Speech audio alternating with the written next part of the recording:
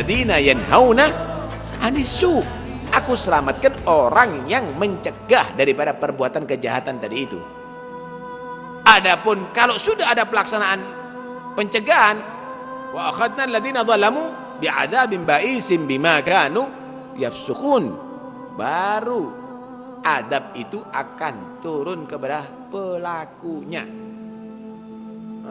Adab itu akan turun kepada pelakunya. Tuh lihat, nih gambaran aja yang paling enak dah, yang paling gampang. Bagaimana orang yang berzina atau dia tadi itu melakukan homo bisa kena HIV. Paham nih ya? Kemudian dianggap biasa. Akhirnya dia kawin, HIV-nya menular kepada istrinya dan kena anaknya. Kemudian dia disuntik, suntiknya tadi itu dipakai orang lain, akhirnya juga merambat kepada temannya. Itu hak asasi. Ini sudah merusak yang lainnya. Ini secara zahir, apalagi secara moral. Apalagi secara moral. Karena itu Nabi SAW ketika ada seorang pemuda datang kepada Nabi. Pemuda ini datang, ya Rasul, aku ingin masuk Islam.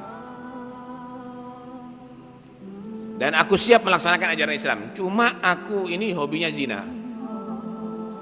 Aku nggak bisa meninggalkan perbuatan itu. Masuk Islam dulu, kata Nabi. Masuk Islam. Kemudian Nabi SAW mengajak pemuda ini untuk berpikir. Gimana kalau ada orang zina sama ibu kamu? Orang mau berhubungan badan sama ibu kamu. Wah, jangan sampai ya Rasul, ana hajar dia habis. Ibunya orang yang kamu ajak berzina juga mereka nggak mau. Gimana kalau berzina sama anaknya kamu? Jangan ya Rasul, itu tidak boleh terjadi. Yang kamu zinai juga punya orang tua, orang tuanya nggak mau. Gimana kepada saudara kamu? Tidak boleh juga terjadi ya Rasul. Mereka juga punya saudara, saudaranya mereka juga tidak mau. Gimana kabar kepada bibi kamu? Gimana kepada keluarga kamu? Mereka juga punya keluarga. Diajak berpikir sama Nabi. Kenapa kamu mau melindungi keluarga kamu, diri kamu, anak kamu, ibu kamu, kemudian kamu merusak keluarganya orang lain? Kemudian Nabi SAW mendoakan, dipegang dadah itu pemuda. Kata itu pemuda, demi Allah tidak ada perbuatan yang paling aku benci melebihi zina setelah didoakan sama Rasulullah. Artinya ayo disadarkan bersama. Jangan dibela-bela dengan hak asasi sampai ke menteri-menterinya ikut bela. Misalnya nih,